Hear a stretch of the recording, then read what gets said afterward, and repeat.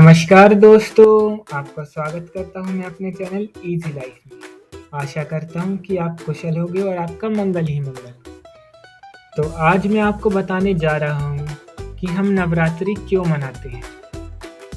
क्या नवरात्रि सिर्फ गरबा, डांडिया और पूजा का त्योहार है, या इसके पीछे कोई गहरा इतिहास, आध्यात्मिक अर्थ और वैज्ञानिक कारण भी है।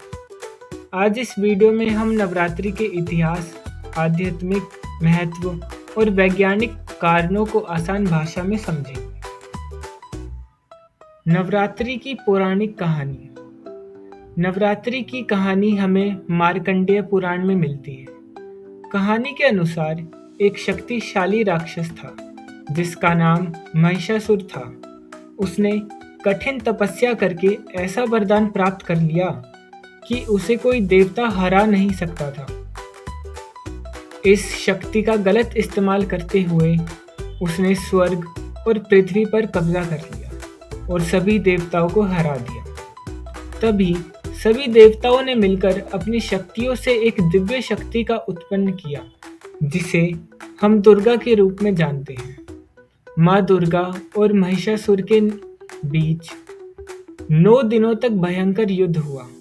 आखिरकार 9वें दिन माँ दुर्गा ने महिषासुर का वध कर दिया और बुराई पर अच्छाई की जीत हुई। इसी विजय की याद में हम हर साल नवरात्रि मनाते हैं। नवरात्रि के 9 दिन और नवदुर्गा। नवरात्रि के हर दिन माँ दुर्गा के एक अलग रूप की पूजा की जाती है, जिसे नवदुर्गा कहा जाता है। ये 9 रूप हैं: शैलपुत्री, ब्रह्मचारिणी, चंद्रघंटा, कुष्मांडा, स्कंद माता, कात्यायनी, कालरात्रि, महागौरी और सिद्धिदात्री।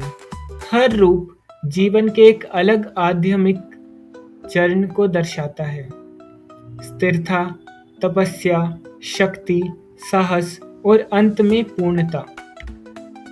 जौ बोने की परंपरा। नवरात्रि के दौरान कई लोग घर में जौ बोते हैं। यह परंपरा कृषि और प्रकृति से जुड़ी हुई है। जौ का उगना नई शुरुआत, समृद्धि और अच्छी फसल का प्रतीक माना जाता है। भारत में अलग अलग तरीकों से नवरात्रि। भारत के अलग अलग हिस्सों में नवरात्रि अलग अलग तरीकों से मनाया जाता है। गरबा और डांडिया रास गुजरात में बहुत प्रसिद्ध है। दुर्गा पूजा पश्चिम बंगाल में बड़े पंडालों में मनाया जाता है। दक्षिण भारत में गोलू की परंपरा होती है। नवरात्रि के 4 प्रकार। ज्यादातर लोग सिर्फ 2 नवरात्रि के बारे में जानते हैं: शरद नवरात्रि और चैत्र नवरात्रि। लेकिन इसके अलावा 2 और नवरात्रि होते हैं जिन्हें गुप्त नवरात्रि कहा जाता है। इसमें साधक विशेष रूप से तंत्र साधना और आध्यात्मिक ऊर्जा जागरण करते हैं। अंत में मैं यही कहूँगा कि नवरात्रि हमें यह सिखाता है कि अंधकार से प्रकाश की ओर कैसे बढ़े, नकारात्मकता पर विजय पाना और अपने अंदर की शक्ति को जागृत करना। यही नवरात्रि का असली संदेश है। अगर आपको यह जानकारी अच्छी लगी हो तो वीडियो को लाइक, शेयर और सब्सक्राइब करें ताकि और लोगों को भी पता लगे। जय माता दी।